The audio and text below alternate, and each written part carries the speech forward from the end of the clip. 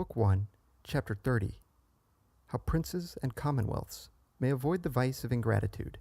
and how a captain or citizen may escape being undone by it. That he may not be tormented by suspicion,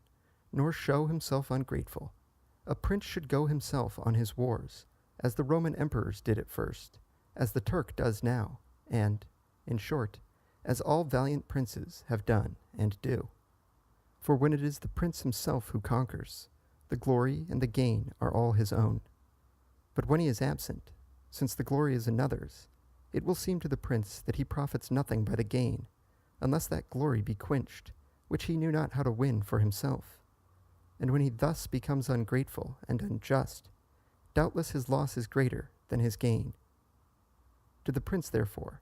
who either through indolence or from want of foresight sends forth a captain to conduct his wars while he himself remains inactive at home, I have no advice to offer which he does not already know. But I would counsel the captain whom he sends, since I am sure that he can never escape the attacks of ingratitude, to follow one or other of two courses, and either quit his command at once after a victory, and place himself in the hands of his prince, while carefully abstaining from every vainglorious or ambitious act, so that the prince, being relieved from all suspicion, may be disposed to reward, or at any rate not to injure him. Or else, should he think it inexpedient for him to act in this way, to take boldly the contrary course, and fearlessly to follow out all such measures as he thinks will secure for himself, and not for his prince, whatever he has gained, conciliating the goodwill of his soldiers and fellow citizens, forming new friendships with neighboring potentates, placing his own adherents in fortified towns, corrupting the chief officers of his army, and getting rid of those whom he fails to corrupt, and by all similar means endeavoring to punish his master for the ingratitude which he looks for at his hands. These are the only two courses open, but since, as I said before, men know not how to be wholly good or wholly bad,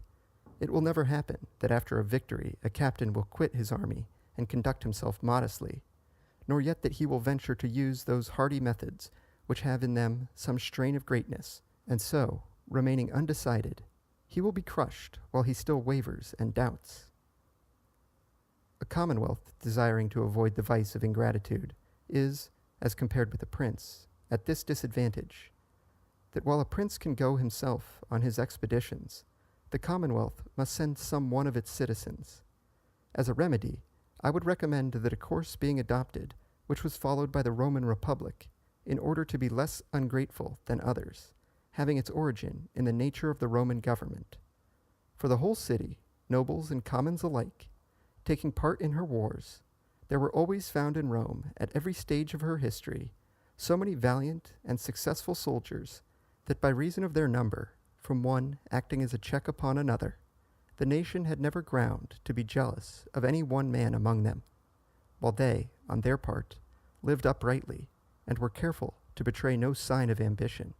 nor give the people the least cause to distrust them as ambitious, so that he obtained most glory from his dictatorship, who was first to lay it down, which conduct, as it excited no suspicion, could occasion no ingratitude. We see, then, that the commonwealth, which would have no cause to be ungrateful, must act as Rome did, and that the citizen, who would escape ingratitude, must observe those precautions which were observed by Roman citizens.